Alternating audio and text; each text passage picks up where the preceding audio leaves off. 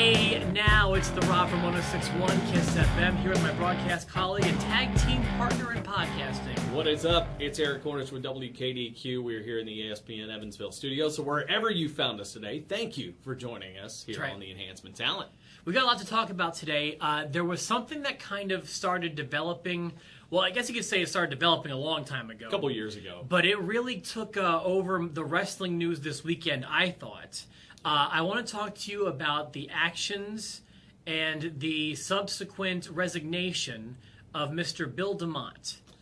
Certainly not a humorous situation. No. Sorry, I had to get that although out that right. was rather humorous. Yes. But anyway, basically what it starts as is a couple years ago down in developmental, some disgruntled trainees sent in some letters to corporate, and I guess things were investigated according to WWE. From homophobic slurs to bullying type practices by Bill DeMott, head trainer of NXT. All of those things kind of wrapped up into one, and now those letters have surfaced, and now Bill DeMott has retired, or resigned, I guess, as the head trainer of NXT. To me, Hugh Morris is always kind of a funny choice to be the guy to instill all the values into the up-and-coming stars. Not that he's a bad choice, I was surprised by it. He was one of the WCW guys. He wasn't like an A-list star. I was surprised that he was the guy they chose to, even back on Tough Enough, they were using him. Mm-hmm. He was never a logical choice to me, but nevertheless, he seemed to take the job pretty seriously and wasn't necessarily bad at the job. What do you make about this? We kind of got a taste back in NXT. What was it, season 2 or 3, when he kind of took over the reins there. He was one of those hard-nosed guys that was a wrestling trainer. I have two opinions to this. One, obviously, it was worse than anybody had imagined there. It did seem pretty bad. You got to imagine if a couple now again, these aren't just disgruntled people now that are coming out and saying it. These are people who were actually in the system at the time who had sent those letters to corporate. So,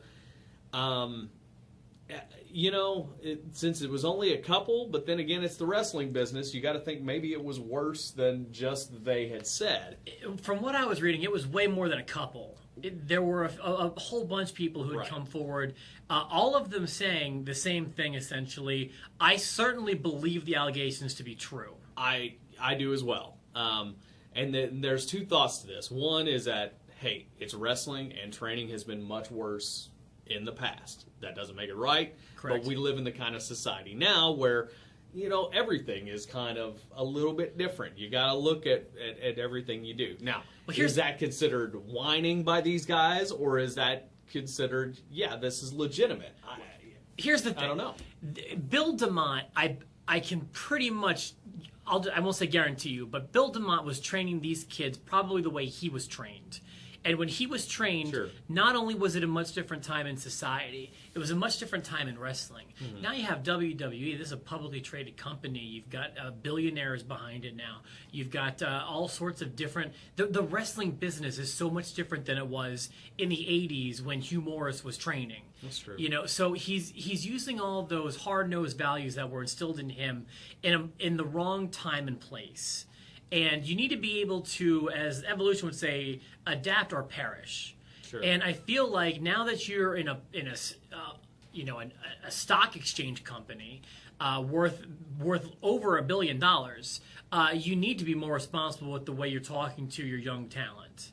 Yeah, I can see that for sure. And Jim Ross put out a nice blog about this that I read, and I agree halfway with what JR said, basically that, this is a different time, a different society, and WWE is a different company than the old wrestling companies, just like you said. Right. But he even kind of put Adrian Peterson in that list there, how, when JR was a child, he had to go out and cut his own switch, and several times got beat and does not regret being raised that way. However, we live in a different time, and that's just how it is. And certainly, especially the homophobic slurs, those kind of things, the embarrassment and hazing type processes of being naked and having to do certain drills and things like that. I'm certainly not condoning any of those, but I've been around wrestling training. I understand it can be tough. It ain't ballet. It ain't checkers. That kind of stuff. But you got to think in the NFL and college sports, things like that. You've got coaches out there that are hard coaches, and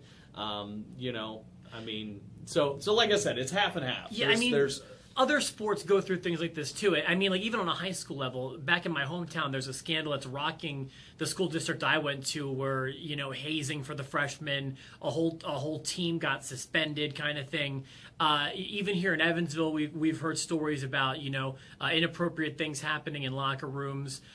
This is kind of a sports culture that I've never understood, but that's the word that they use. It's the sports culture. I was never an athlete. I never spent a lot of time in locker rooms. I don't get the whole using your fingers for this and forcing people to eat that kind of thing. To me, it doesn't make any sense, especially if you're just trying to play sports together. Right. And I do believe, though, that when, like you said, when you're a publicly traded company, when you have an anti-bullying campaign, there's that too. When you have things like that going on, you just can't let these allegations slide. And whether he just resigned on his own or was kind of encouraged to resign. I'm sure he was kind of encouraged. I think it was probably the right choice at this point, and just based on the things that had come out. So now we need to get rid of him and bring in Hardcore Holly. Right. JBL. So now I guess what this does do, unfortunately, is going to open up the doors for the training to not be as rigid as before. I think it will hurt that all this kind of came out, because now, think about it, any trainee that you kind of have there, is going to know that, well, if there's something I don't like, I can speak up about it and maybe change things. But in some ways, that's good. It is, but it's not. I get what you're saying. There's a right and wrong way to do it, I guess. And I know that when they get to the main roster, they're going to be hearing the same kind of things in the locker room. But still, like we said, publicly traded. This is just not the time and place anymore. It's just not. No. It's not Memphis in the late 70s anymore. Right. And I know for the time being, it appears that Matt Bloom, a.k.a. Jason Albert, a.k.a. Albert, a.k.a. Tensai, a.k.a. Sweet Tea, is taking over that role as head trainer, at least for right now. Nice little laundry list of characters that he's portrayed there. Yeah. Don't forget he was the T in TNA. Also, yes, he was. Prince Albert, I forgot that part. Yeah. But he's going to take over, at least for the time being. He's not a bad choice, I don't think. No, I don't think so. I was surprised, but and he spent more time in a WWE locker room than DeMott ever did. But true. Those are just our thoughts. We want to know what you think about this and the bullying in general. And did DeMott make the right move? Was he gone anyway? I think he was gone for sure, whether he retired or not. It got too big. It got way too big. Yeah, I think so. I mean, I remember they already talked about it a couple years ago. When they first started making that performance center transition, that maybe he would be out, but yeah, now that he's out, I'm sure he got a nice little severance. But it's probably a good thing that he's gone. I think so too. I think there's no other way around it. Well, I think we can wrap this one up. Remember to subscribe to our videos, subscribe to our page to get all the videos before anybody else does. For myself, the Rob, and for Eric Cornish, have a good one, and we'll see you next week or later on this week, whatever.